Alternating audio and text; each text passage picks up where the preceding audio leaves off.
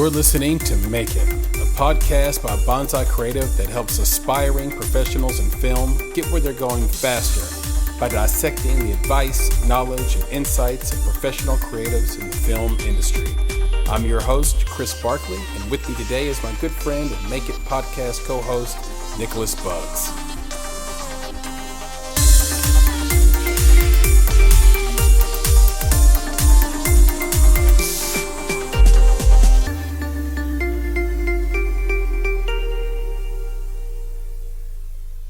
Hello, Chris here with another episode of the Make It podcast.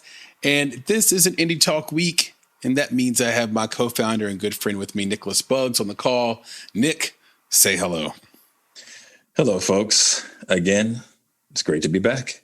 I know it's been a really long time. It feels like it's been a while, but what happened is, and it's not COVID related, but what happened is we were a little bit under the weather, right? As a team. Yeah, as a team, it's crazy, it's probably especially because it's, the wintertime and things like, just the air is drier and the heat in your house is kicking up and drying out air and things like that. And I'll just say that, my voice over the past, couple of weeks has been, hit hard. So it's, again, it's great to be back just because now we're over this, this part of the nonsense of the winter season. Well, kind of. The weather's going to kick up here probably. But yeah, I get what you're saying. And your voice is already so deep that when you get sick, it goes deeper. It goes into brown note, right? Like right. The brown note is the note you can play and make everybody poop instantaneously, right? Well, I seriously hope that I am not making our listeners poop instantaneously. No, you're back up to your normal levels. But when you're sick, you drop even lower to brown note. We can't have that on the mic. Nah, man, can't have that on the cast, bro. Yeah, then there'll be like this nationwide, worldwide, embarrassment. You're right. from the unexpected pooping. Right. I'm excited about the conversation because Sundance just happened. Belcourt Theater actually in Nashville was one of the remote sites for Sundance as well.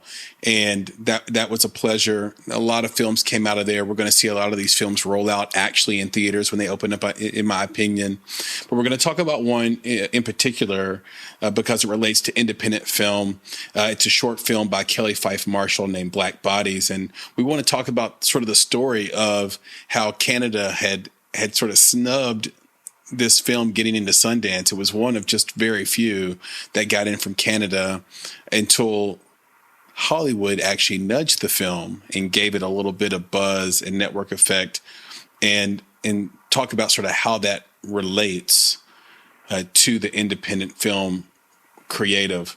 And so we can start right there, Nick. This jumped right out to you when you saw it. Why do you think it's so hard for a filmmaker that makes the Sundance? Like, do you think it's a race thing? Because this was a movie made by a Black director and with a Black cast, named Black Bodies and Black crew, or is this just a function of Toronto? Is this like a function of Canada not really believing in itself until Hollywood says, "Oh, that was good"? I think it's the latter for sure. And I think that's what, Kelly Fyffe-Marshall basically said. She said, Canada's not standing up for its own films until Hollywood validates them. This film actually won the 2020 Changemaker Award at TIFF.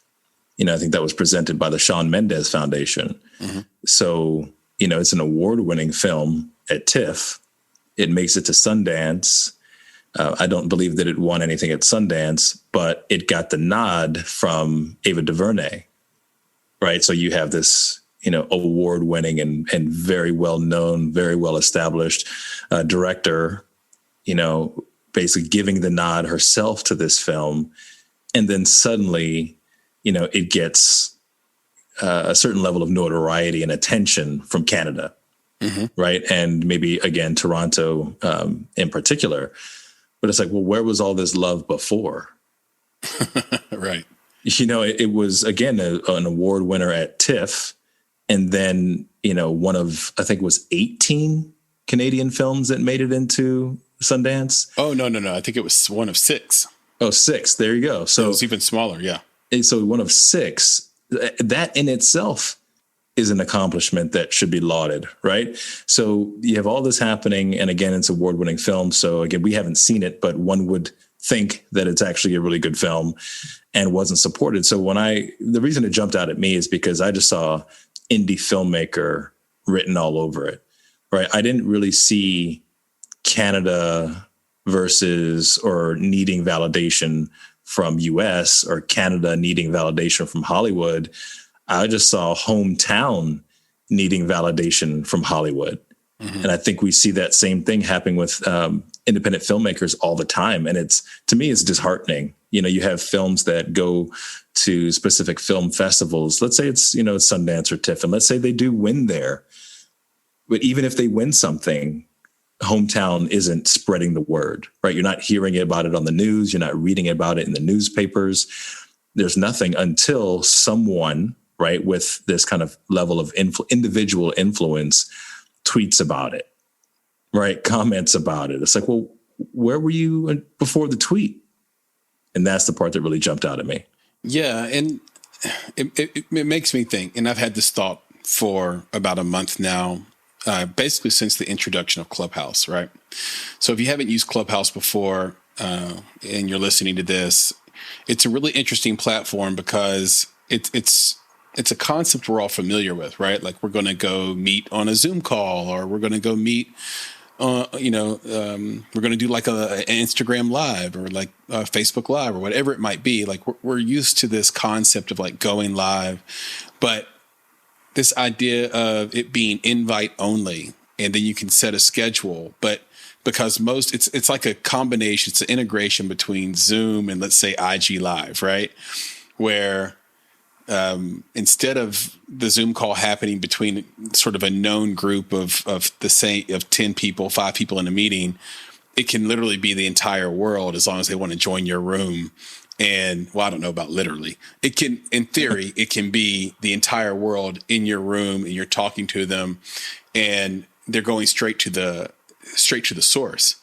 And so, what happened with me was I was following this GameStop thing, and Elon Musk got on Clubhouse and did sort of an interview with some of his fans on one of his fans' shows, I believe, and Vlad, who owns Robinhood, which is the trading app associated with this whole thing, he got on at the end, and Elon Musk is able to just interview Vlad on like why he shut down the buy side of the trading, right?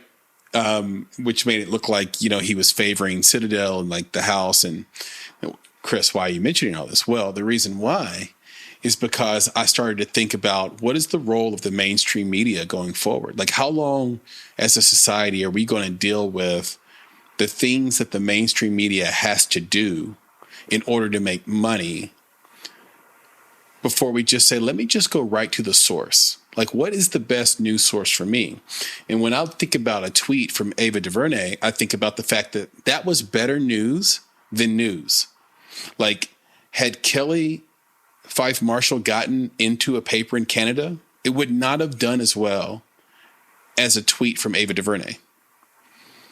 And that's what is kind of fascinating to me, because it's not like if Canada nudges your film, suddenly you have the network effect. Like, okay, everybody's talking about my film because my country talked about it. The network effect comes with the group that follows the person who nudges you. And celebrities understand that. Like they put a price tag and a value on their input and their influence. And Nick, you and I have been through that.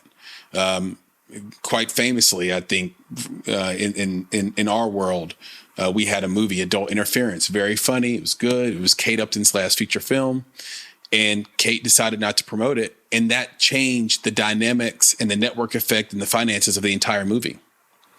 And she had her own reasons. We don't hold anything against her. It is what it is, but that just is the fact. Like that's just what happens. And I think that that fact right there in the world we live in today, Nick, tells me that Clubhouse or an application like it can even go further than Twitter has gone to usurp mainstream media and the importance of it, right?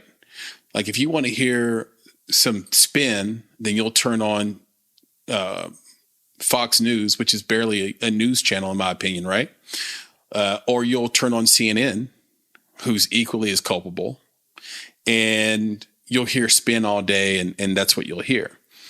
But if you want to go right to the source and find out directly what someone was thinking, what the news really is, you go to a place like Twitter or you go to a place like Clubhouse. Those are the actual market makers. And I have proof, because when important people make news and create a market for news, journalists are in the room in Clubhouse, and journalists are following the people who are the market makers, so to speak, the news makers on Twitter.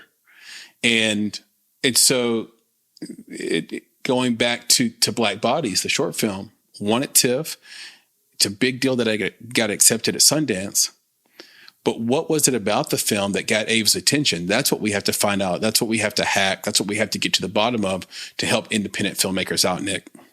Yeah. So with that in mind, I think that there's definitely truth to that. Now, I do think that, the news outlets, whether they're the magazines, the news media, I think people still do pay attention to these types of things. And I think there's a little bit potentially, I'm just going to say potentially, a little bit of less of the spin factor when it comes to some of the things that we see in the entertainment field, especially as it pertains to independent film. I think there might be a little bit more of a trust factor there from the audience. But I kind of wonder, taking, your thoughts, and I'm curious, if Canada or Toronto or, any local news, I'm not going to say medium, but like if any of the people who work in news and work in media, I wonder if they are realizing what it is you're saying to a degree and are thinking that they're somewhat obsolete in that. Basically, if they recognize what you're saying, maybe they don't believe that their voice is strong enough.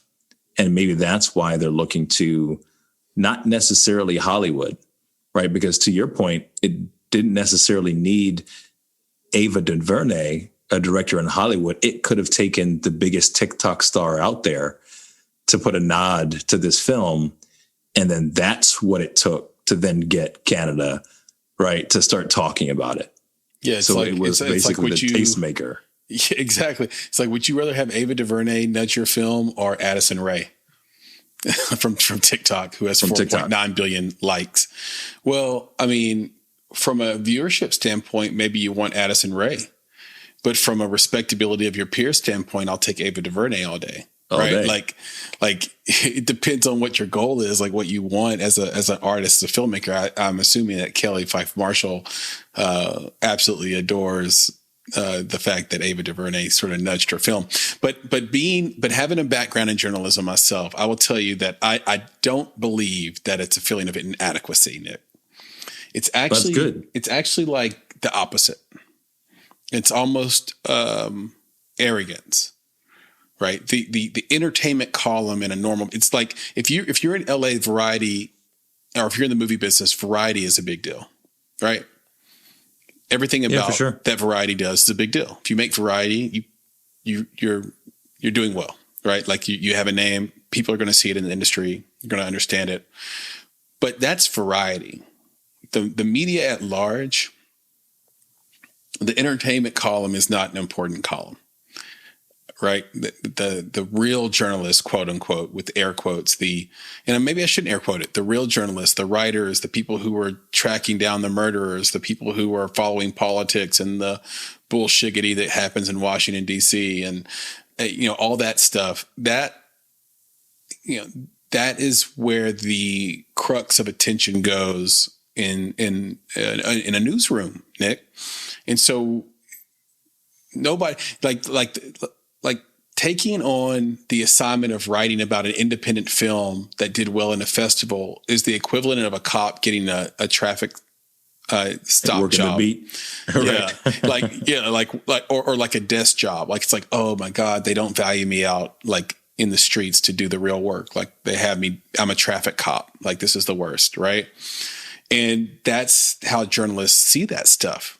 And the second point is also, I think, pretty valid, which is if you make a film and it won an award, are you sure you still want to hand it over to the person who's running entertainment at your local or citywide newspaper? Because what happens is they ask for a screener, you send them the screener, and instead of getting the hometown nod of a 4 or 5 star review, suddenly you have a 2.5-star review from your own hometown. And now you've lost your audience at the base level, at the foundational level. And it's a scary thing. And so, and filmmakers have been burned that way, right? So I think for filmmakers, it's can I trust this person? Like, do they have my best interest at heart? And it's so sad to say it. Like, this is not the type of journalism that I sort of went to school to learn and be part of that profession. So many people, I've mentioned this a few times, but for those who don't know that are new to the podcast, I have a degree in journalism and marketing.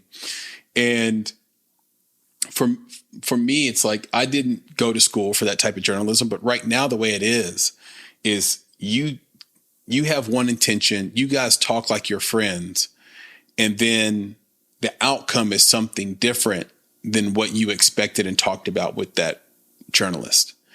And that is such a scary proposition for an independent filmmaker who really outside of that film is powerless.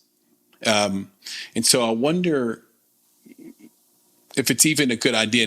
Now could be, Nick, and maybe you can expound upon this idea a little bit. It could be that maybe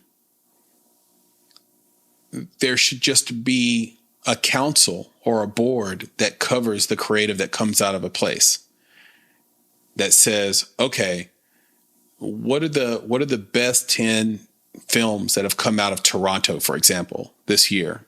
What festivals do they make it into? Okay, we're going to shout them out. We have a campaign. We have dollars to put toward it, et cetera. And then that's going to blaze a trail so that more creatives come behind and know that the community is supporting them, Nick. Yeah. I kind of wonder, you talk about, looking at those, 10 best, or I just want to get back to what you said about the newsroom and the beat cop, because I think about it like, what we're talking about here is an independent film, right? I mean, that's what this is. And yep. What we look at is like for us, when we consider like investing in a film, right? Well, an investment means something, right? It means that you're expecting a return, right? It's not a gift, right? It's not a loan, right? It's an investment. You expect a return. Maybe it could be a loan, Nick. Just then it's a loan, right? Then it's a loan. But what's your tax structure look like? Right, exactly. But I think about it like this. So when you talk about the newsroom, they would look at at anything, not just independent films, but at anything as an investment, right? It's an investment of time. Yep. Right. So is it worth the investment to talk about this independent film? It's different when, it's a popular, IP related film, right? There's intellectual property behind it. There's stars or something like that, because it brings people to the yard. Right. So I wonder if that's more of the issue. We'll call it the milkshake effect. Exactly. Yeah. So I wonder if that's to the yard. Exactly. I wonder if that's what it is. And it's not again about, again, Canada doesn't support us. Like, no. If this was a Canadian film that had some star power behind it, that talking about it provided a return on investment, right? Because people are interested in those casts, director, the writer, then it makes sense. Again, you have to spend time, money, effort, resources to do this kind of publicity. So it really, I started to think about it like, what if the return on investment is actually just getting more of these creatives from your town out there? Mm-hmm. Like, giving them an opportunity to be successful. Cause it's like, you know, we don't want to talk about you until you're somebody, but it's like, hey, wait, you could help these people be somebody, you know, even in a small way. So again, it probably is that investment factor, but I guess for me, and having worked with so many of these independent filmmakers and even talk to folks, you know, in different cities about how they want to bolster, you know, their community of creatives, and they have all of these offerings, you know, to give the community. And there's, you know, different programs to help independent filmmakers. But despite all of those programs, many of which are, you know, government managed and provided, it's like that's kind of where it just falls off. Like they're not there to springboard you to the next thing. And that's, you know, again, it's not about Hollywood. Like you said, it's really about, you know, what is some of the leverage that you're able to take advantage of to really pick your people up, lift them up to the next level. You know, why let them all just kind of go out there on their own? It's hard out there. Right. It's hard out there in these streets, man. You know, like, you know, I need somebody to help me out. If my city, my county, my state, like could just talk about me, talk me up, you know, that might help. Right. And it's so interesting because I think we're in a paradigm shift right now. I think we'll look back on this in 5 years and say, this was the moment that so many things changed in terms of how we got entertainment, how we consumed it, and how we decided what gets a platform and what doesn't. If you look at some of the things that not just Kelly Fyffe-Marshall said, but also her cinematographer said as well, talking about, you know, her film and the silence that came out of Canada, they don't want to leave Canada. So they're espousing principles that we've talked about before, and the great Ryan Hartsock talked about, which is produce where you are. Yep, for sure. Produce where you are. So they're recognizing this thing, right, which is all created by the race to the bottom subsidies that happen in film, especially around visual effects. Is like they're going to shoot in Toronto, but use Toronto as a proxy for another city in the U.S.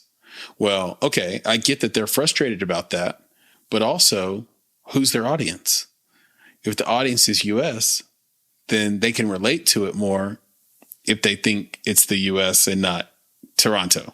Yeah, so that's right. So part of that frustration is just like, hey, that's part of the game. But I think the other thing that's happening too is most movies are not shot anywhere close to California anymore. Right. Right. Yep. But there's this myth making that happens where the industry is still there. The business of it all funnels through there. And I think that at some point that's going to become very inconvenient, whether it be COVID that makes it happen, whether it be weather, distance, time, value systems, whatever. It's like, if we're shooting in Georgia, let's just stay in Georgia and then give Georgia all the props. Right? Like, let's make Georgia the place. It's warm. I don't want to leave. Right. Yep. I don't have to risk anything. We're already shooting here. It is what it is. So same thing with Toronto.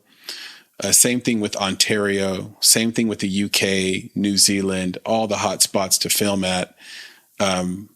It's like eventually those will become the places and displace Hollywood, you know, if they're not careful, right? Because there's a lot of myth making, and I don't think people want to leave their hometowns. I think they have the same sort of ambitions me and you have, Nick, which is let's make it right where we are, and let's show it can be done right where we're at, and show that quality doesn't have a zip code. Yeah, I mean, you said it.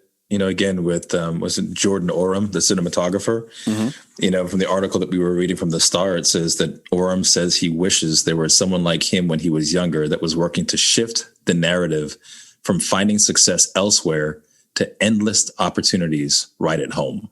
Right.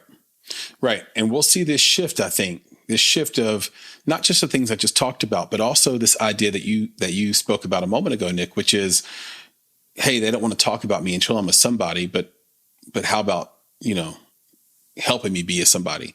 Well, I think being a somebody will change. I think that it feels like every person I talk to that's 20 or younger wants to be creating content. So that means everybody's a director, everybody's a cinematographer, everybody's a photographer. You know, everyone's an editor.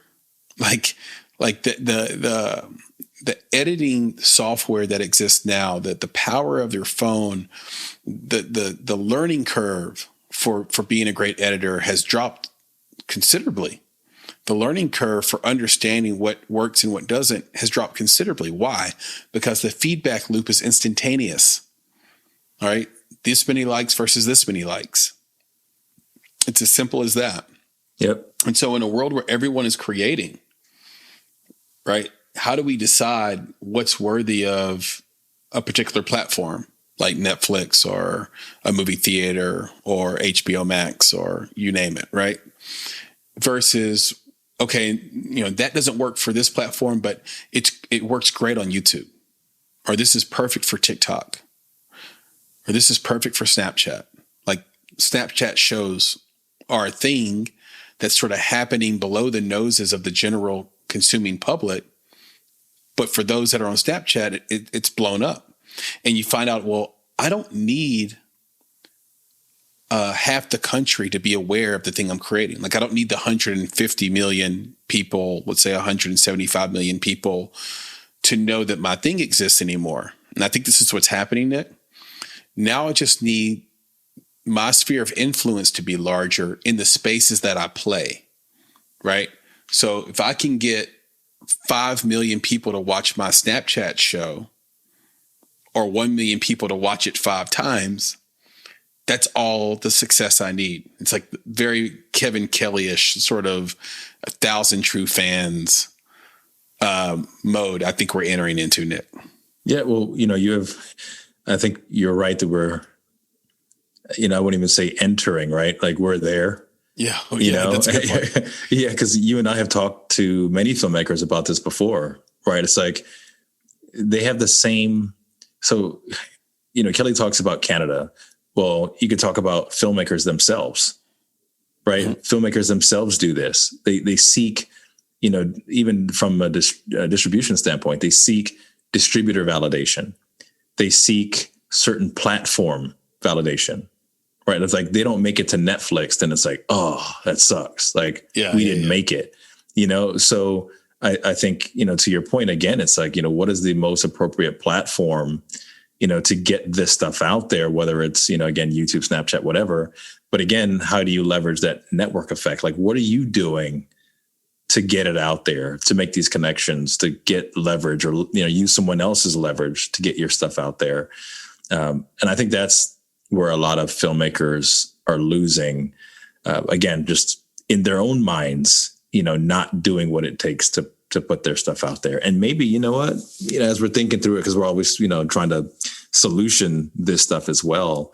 But maybe there's local, what do you want to call them, man? I hate using the term influencers. I feel like that get used to it. But I feel like it's very specific, you know, to social.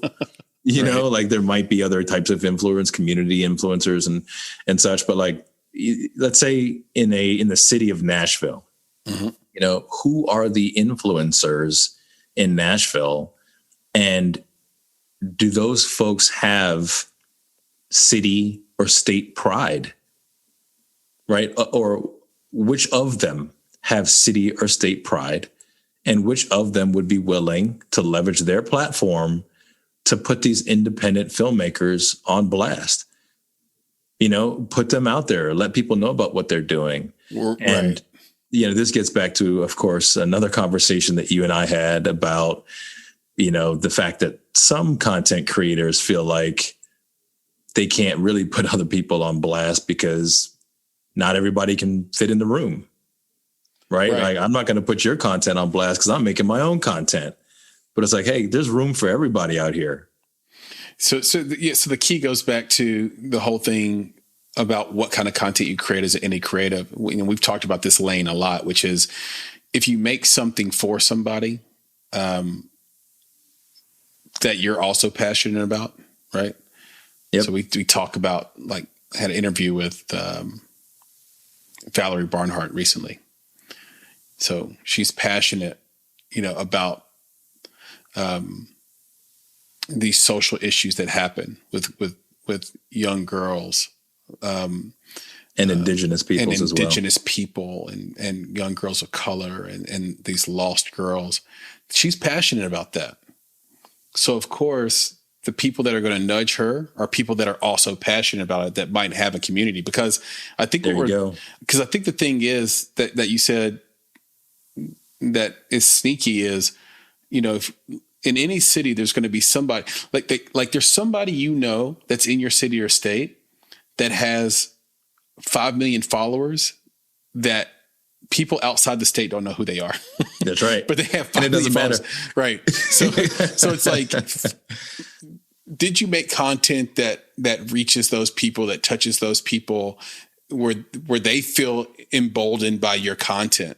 And I think so it's not even like, cause I think in the future, and maybe like you said, even now, I think as we go along, we'll find out that there are 100,000 good platforms and not all of them are going to have a name. And so you just have to find, where does your content match? Where does it go? Where does it fit? And there's just a lot of goodness in that. I think that's one solution to it for sure. As we go into this, and all you need is that nudge, and then you get the network effect, and then people start talking about it, watching it, and then you can build upon that. And then the question is okay, what's your goal? Because if your goal is financial, that may not be enough, unless that person nudging you says, hey, go to this site where you can buy it and your infrastructure is correct where they can purchase it. But if your goal is just, to be a respected filmmaker, to get the word out about the subject, the thing you're passionate about, that's a really, solid approach, Nick. Yeah. Well, the thing that I just keyed in on what you just said is like, where does your content match? And I would just, push that a little bit more and say, where does your content matter? Yep. So that person that's got 5 million followers, does your content matter? Does the subject matter to that person? And if you get one or two of those people doing what you said, pointing their audience to your content, then that may be all that you ever need. Like, you may not need to get the big, cash out deal that you think you could get, or what you wish you could get from a Netflix or a Hulu or even an Amazon. That one nudge from that one influencer or two influencers, because your content matters to them, that could be everything that you need in order to make it, with your film, making either, like you said, that's making a profit, or just obtaining the notoriety that was needed in order for your, stuff to be recognized, which gives you a platform to do the next thing, right? Mm-hmm. To get financing for the next thing because people have heard of you, right? There's a buzz about you. There's social media, likes, follows, and shares about you that you can reference when you're trying to do the next thing. So I think that's it. Yeah. And there are a lot of filmmakers that'll say, but Chris and Nick, listen, guys, I don't want to make a bunch of dramatic shit. Like, I'm not the guy or gal who's going to make black bodies, for example. Like, right. But the most powerful thing about what you said about where your content matters is your comedy could matter. That's right. Right. Like, what would it be like to make something funny that made Dave Chappelle's day? And then he nudges you because it's so damn good, right?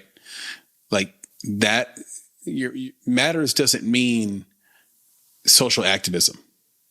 Exactly. It just means where the people are that are going to enjoy and come back to it. And we can wrap on this, which is the whole conversation reminds me of the question we sometimes will ask our interviewees, which is, how do you know when you're good?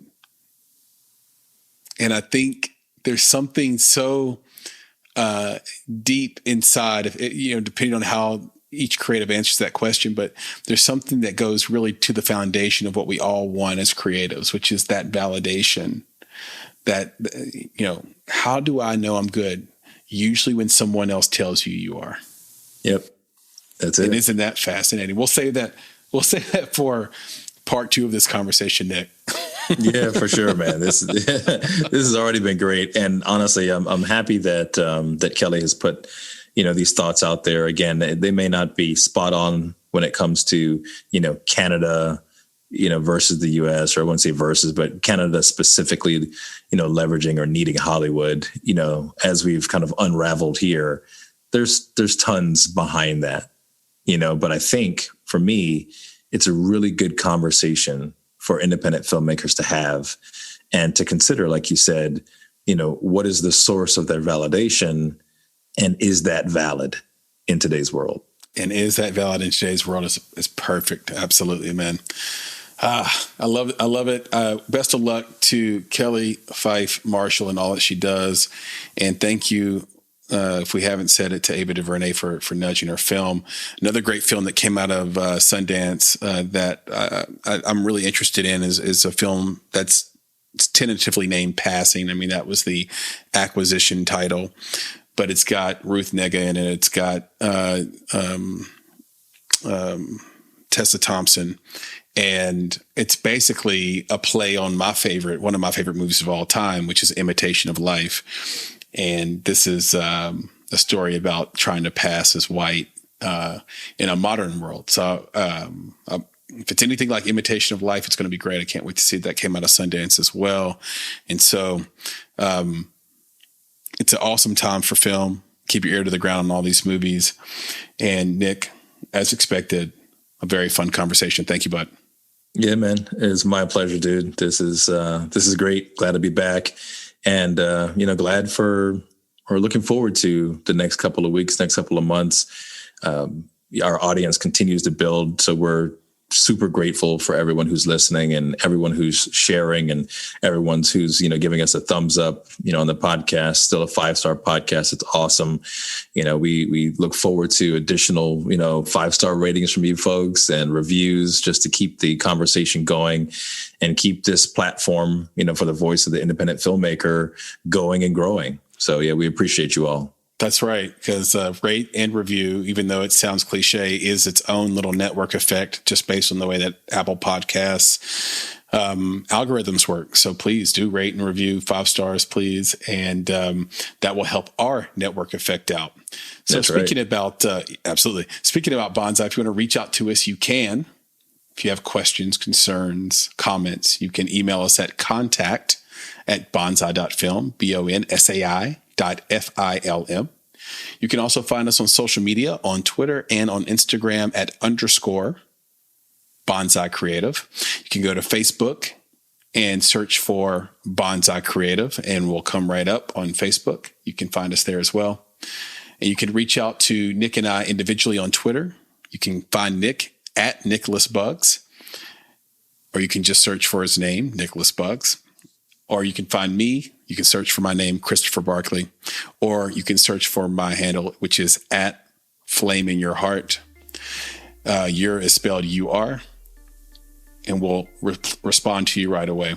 Nick, why don't you take us out of here with the credo?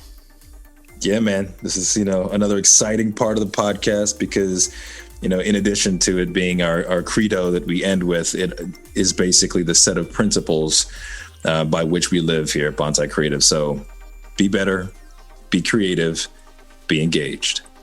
And thank you for listening. Nick, talk to you soon. Yes, sir. You take it easy, man. All right, brother. Peace. Bye. You've been listening to the Make It podcast. To find more information about this week's topics, including links to relevant blog posts, projects, and indie creatives, please visit our website at www.bonsai.film. If you haven't already, you can join our podcast community on Apple Podcasts or the podcast app of your choice by searching for Make It Bonsai Creative, and the show will pop right up.